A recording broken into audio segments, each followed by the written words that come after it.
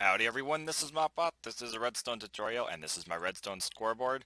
This is the mechanism behind me, and if we go ahead and take a look at this, it's really easy how it works.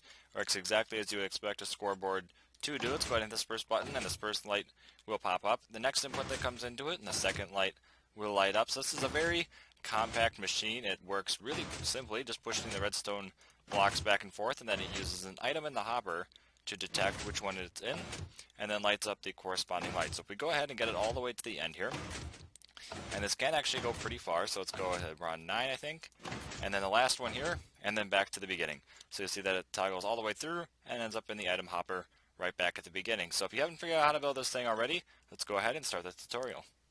Okay, when determining how many lamps you're going to use, make sure you do not exceed the push limit of the pistons with these redstone blocks here. But if we go ahead behind me, I've laid out how many lamps I want. You want a block beneath each one of those, and then behind each one of those you want to come down one block diagonally, carry that out all the way, and then place a comparator facing into each block below the redstone lamp. Then you want to come over to the end here, and you want to place a few hoppers like this. You want to go all the way across, and that last one is not going to end up being like that. You want to come off one from this end, like this, and then come back so that you're one block next to it. So you just create a giant loop. You come all the way to the end like this. Then you got to come out one more block from this end. Go ahead and get rid of that extra one there. And then do the same loop again.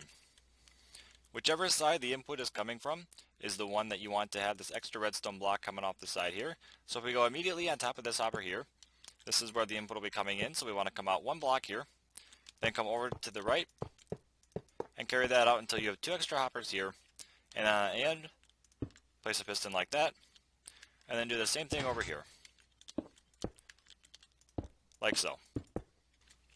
The redstone after that is really simple. You can place a block on top of that piston there, blocks going all the way across to the other piston like this.